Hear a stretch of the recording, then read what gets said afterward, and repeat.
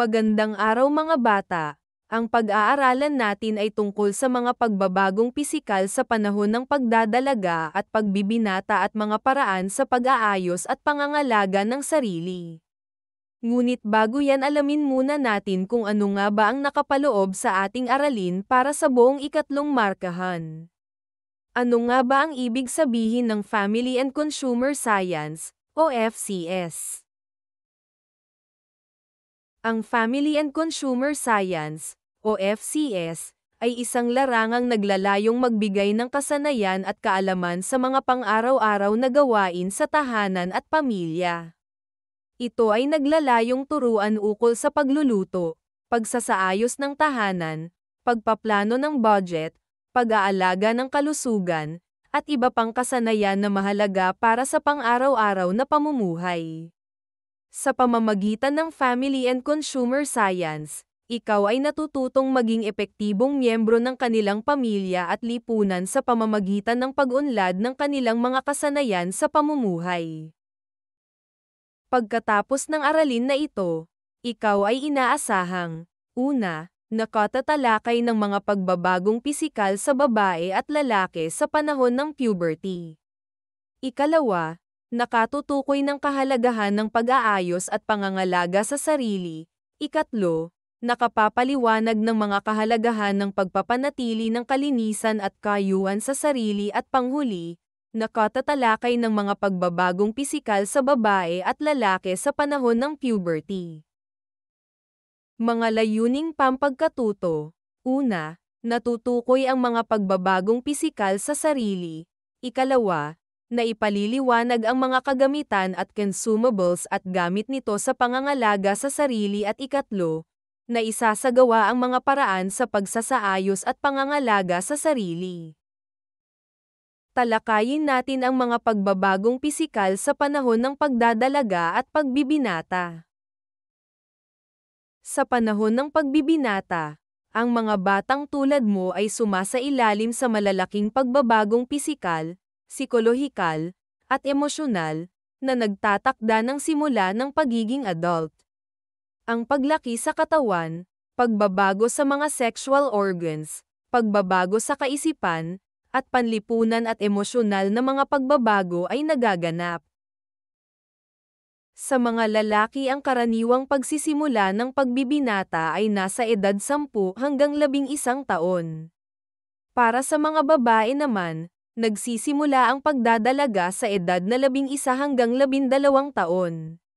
Gayunpaman, maaari itong umabot mula 8 hanggang 13 taon para sa mga babae at 9 hanggang 14 na taon para sa mga lalaki. Maaaring tumagal ang pagbibinata ng hanggang 5 taon, bagaman hindi tiyak ang eksaktong simula nito. Sino sa inyong mga bata ang nasa ganitong edad na? Ang ilan sa palatandaan ng pagbabagong pisikal sa mga babae ay ang pagsisimula ng paglaki ng dibdib at ang menarche sa mas maagang panahon. Ang pagbibinata ay maaaring magsimula ng maaga o huli. Wala namang maliwanag na tanda ang mga lalaki, kaya mahirap sabihin kung sila ay lumalaki ng mas maaga. Puberty o adolescent stage, ang yugto ng buhay ng isang nagdadalaga at nagbibinata sa gulang na 10 hanggang 16.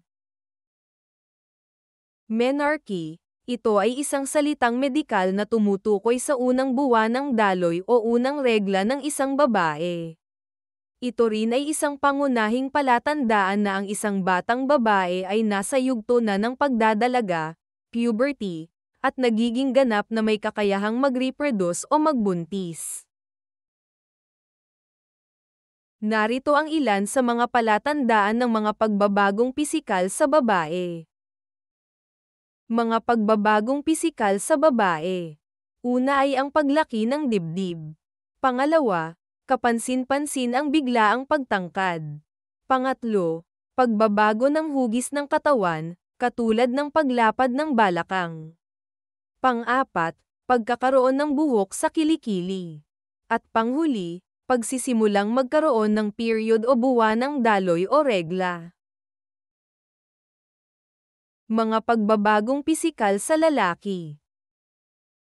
Mga pagbabagong pisikal sa lalaki. Una ay ang pagkakaroon ng buhok sa iba't ibang parte ng katawan. Pangalawa, pagdami at pagkapal ng balahibo sa kilikili. Pangatlo, paglaki ng katawan, paglapad ng dibdib at balikat. At panghuli, pagbabago at paglalalim ng boses. Dahil sa mga pagbabagong pisikal sa ating katawan, marapat lamang na alam natin ang mga kagamitan sa pangangalaga sa ating mga sarili. Kagamitan ang tawag sa mga bagay o kasangkapan na ginagamit upang magawa ang tiyak na gawain o aktibidad na makatutulong sa pangangalaga sa sarili. Halimbawa ay ang toothbrush, suklay, at tuwalya. Sipilyo. Ginagamit ito upang tanggalin ang mga pagkaing dumikit o sumingit sa pagitan ng mga ngipin. Samantalang ang dental floss naman ay ginagamit sa pangtanggal sa pagkaing naiwan sa pagitan ng mga ngipin. Para sa mga babae, ipit sa buhok, ang hair clips, ribbons, at mga katulad na aksesorya ay mga dekoratibong bagay na ginagamit upang gawing maganda at maayos ang buhok. Sila ay may iba't ibang hugis, sukat, at disenyo upang mapantay at iba't ibang estilo ng buhok. Suklay. Ang suklay o hairbrush ay kagamitan sa pangangalaga ng buhok na ginagamit upang maayos ang buhok. Karaniwang may mga ngipin ang suklay na tumutulong sa paghiwalay at pagtanggal ng mga buhol na hibla ng buhok, samantalang ang hairbrush ang nagpapantay at nag-aayos ng buhok. Ang palagiang pagsusuklay ng buhok ay maaaring pasiglahin ang anit, palakasin ang sirkulasyon ng dugo para sa ikalalago ng buhok. Ang nail cutter, kilala rin bilang nail clippers o nail trimmers, ay isang kasangkapan sa pangangalaga ng katawan na disenyo para sa pagputol at pag-aayos ng kuko sa mga daliri at paa. Karaniwan itong binubuo ng dalawang talam na pinagsama-sama sa isang pivot point na may mga hawakan para ito ay madaling gamitin. Tuwalya, ginagamit itong pantuyo ng katawan pagkatapos maligo. Mga consumables sa pangangalaga sa sarili. Ang consumables ay tumutukoy sa mga bagay na nauubos o napupuno habang ginagawa ang proseso ng pangangalaga sa sarili. Halimbawa, shampoo, toothpaste, at bath soap. Sabong pampaligo, inaalis nito ang dumi at libag sa katawan. Nagbibigay din ito ng mabango at malinis na amoy sa katawan. Banlo ang mabuti bago ilagay sa habanera. Tiyaking ito ay tuyo bago itago. Mas maganda kung ang habanera ay may takip upang kahit papaano maiiwasan na ito ay gapangan ng ipis. Shampoo. Inaalis nito ang mga nakakapit na dumi at alikabok sa ating buhok. Nagbibigay din ito ng kaaya-ayang amoy at kinang sa buhok.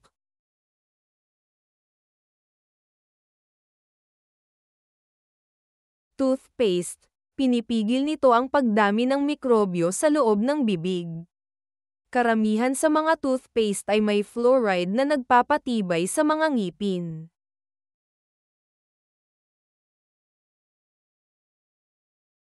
Mouthwash. Tumutulong ito sa pagpuksa ng microbiang namamahay sa loob ng bibig na nagiging sanhi ng di kanais-nais na amoy ng hininga. Pinananatili rin nito ang mabangong hininga. Cologne. Ito ay isang uri ng pabango na karaniwang ginagamit bilang pabango ng mga kalalakihan at kababaihan. Ito ay isang mabangong likido na binubuo ng alcohol at iba't ibang essential oils o aromatic compounds. Ang cologne ay nagpapasaya ng mood at nagbibigay ng kumpiyansa sa sarili. Gayun din, ito ay nakapagpaparelax at nakaalis ng stress. Cotton buds o cotton swab. Ito ay mga maliliit na piraso ng bulak na nakabalot sa magkabilang dulo ng isang stick. Ito ay ginagamit sa paglilinis ng tainga at pag-aalis ng maliit na detalye sa balat. Samantalang ang cotton balls naman ay malambot na maliit na bola ng bulak na karaniwang ginagamit sa paglilinis ng mukha, balat, at iba pang bahagi ng katawan. Ang paggamit ng mga ito ay nangangailangan ng ibayong pag-iingat at patnubay ng mga nakatatanda upang maiwasan ang anumang pinsala o impeksyon. Isa pa sa mga consumables na ginagamit sa ating katawan ay ang hair gel o wax. Ito ay mga produkto na pampaganda na ginagamit upang ayusin at panatilihin nasa tamang lugar ang buhok. Karaniwang mukhang basa ang buhok na may hair gel at nagbibigay ito ng matinding hawak, habang ang hair wax ay nagbibigay ng mas natural na anyo na may flexible na hawak. Pareho silang inilalaga sa buhok upang makamit ang iba't ibang mga estilo sa buhok. Deodorant at antiperspirant. Ito ay isang produktong karaniwang inilalagay sa kilikili na tumutulong sa pagtakip o pagpigil ng amoy ng katawan. Ito ay may iba't ibang anyo tulad ng stick, roll-on, spray, at cream. Ang deodorant ay gumagana sa pamamagitan ng pagpigil sa paglaki ng mga bakterya na sanhi ng hindi kanais-nais na mga amoy. Ang mga antiperspirants at deodorants ay tumutugon sa amoy ng katawan. Ang mga aromatic deodorant ay nagtatago ng amoy ng katawan, samantalang ang antiperspirant ay humaharang ng mga pore upang mapigilan ang pawis. Mayroon itong iba-ibang uri tulad ng stick, roll-on, gel, spray, at cream. Menstrual pad. Ito ay isang mahalagang bagay para sa kababaihan sa panahon ng menstruation period. Ito ay nagsisilbing proteksyon para mapanatili ang kalinisan ng katawan, komportableng pagkilos, at pag-iwas ng impeksyon sa reproductive system ng isang babae. At panghuling consumables na produktong ginagamit sa ating katawan ay ang pulbos. Ito ay isang manipis na substansya na kadalasang ginagamit upang mag-absorb ng kahalumigmigan at magbigay ng magaan at tuyong pakiramdam sa balat. Maaari itong magkaroon ng iba't ibang anyo, tulad ng talcum powder para sa mga matatanda o baby powder para sa mga sanggol, at edad na tulad mo na karaniwang inilalagay sa balat sa kabuuan. Ang pulbos ay isang mabisang produktong ginagamit sa mga rat-inang pangangalaga sa sarili na nakakatulong sa pagpapanatili ng kalusugan at kaginhawaan ng balat. Ang pag-aayos ng sarili ay mahalaga sa personal na hitsura sapagkat ito ay nagpapakita ng respeto sa sarili. Bukod dito, ito ay nakakakuha ng respeto mula sa mga kaibigan at iba pang nakakasalamuha. Ang pangangalaga sa sarili at pagpapanatili ng kalinisan ay nakadaragdag ng tiwala sa sarili, nag-iingat sa personal na kalusugan at nagbibigay ng magandang impresyon na nagdudulot ng positibong interaksyon. Mga pamamaraan sa pagsasaayos at pangangalaga sa sarili. Sa iyong edad, kayang-kaya mo nang pahalagahan ang iyong sarili sa pamamagitan ng pag-aayos na hindi na kailangan ng tulong ng iyong mga magulang o kaanak. Upang matiyak ang optimal na kalusugan at kalinisan, mahalaga ang pagsunod sa mga regular na gawain tulad ng paliligo, paghihilamos upang makaiwas sa pagtubo o pagdami ng acne, pagsusuklay ng buhok, pagsisipilyo at pangangalaga sa mga kuko. Ang kalusugan ng isang tao ay isang mahalagang kayamanan na dapat pahalagahan at ituring bilang personal na biyaya.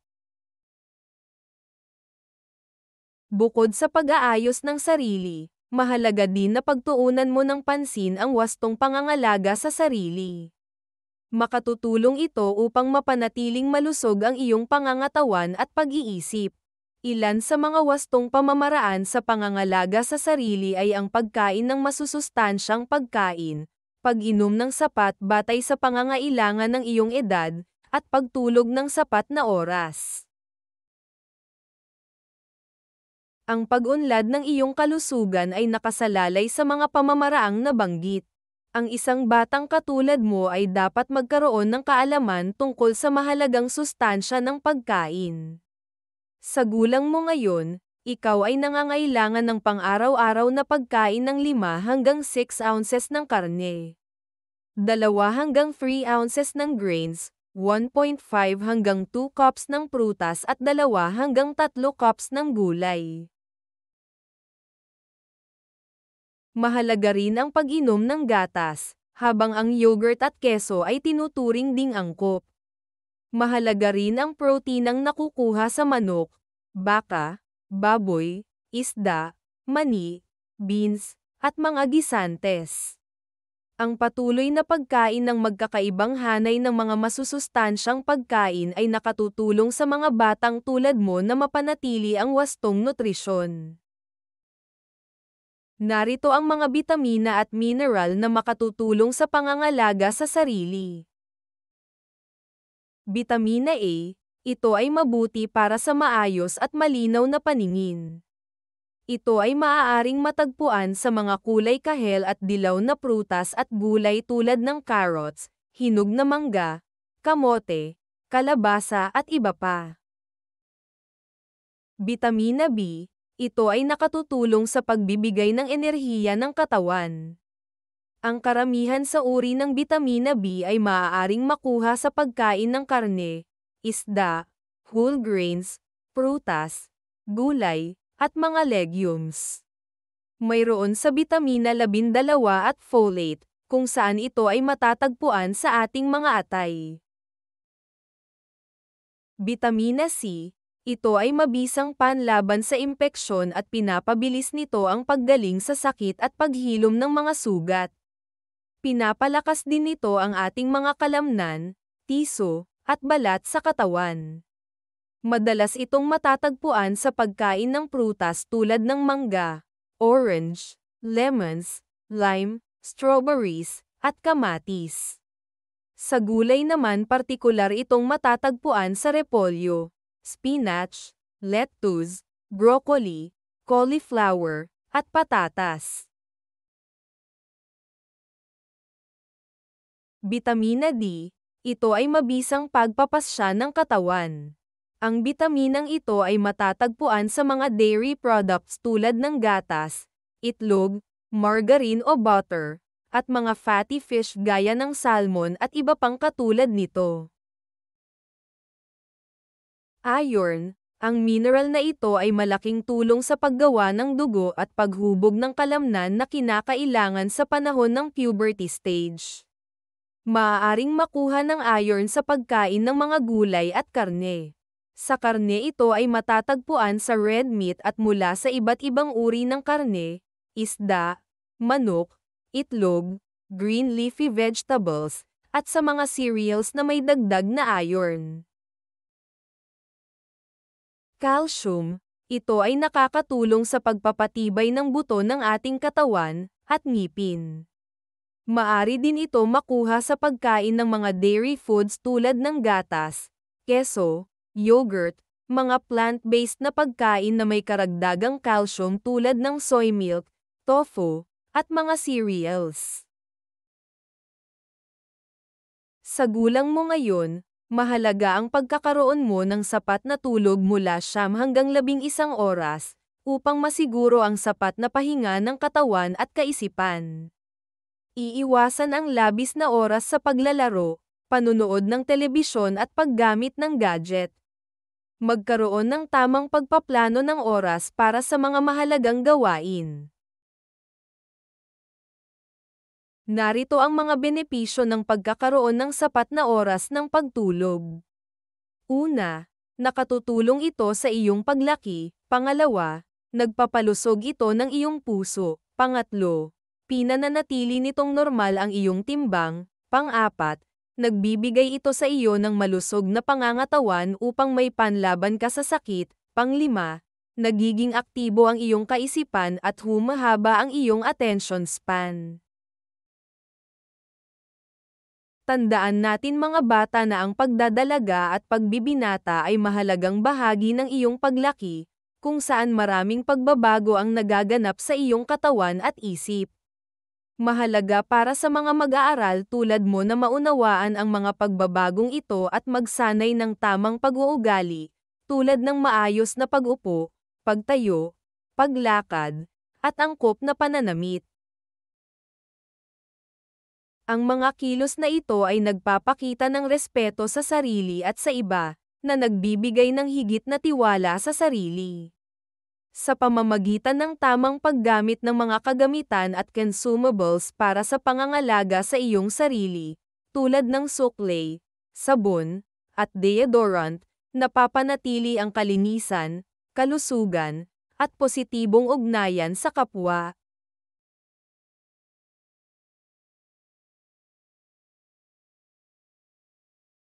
Sagutan natin ang unang gawain.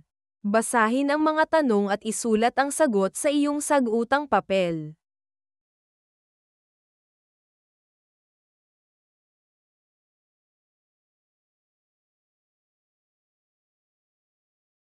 Sagutan natin ang ikalawang gawain.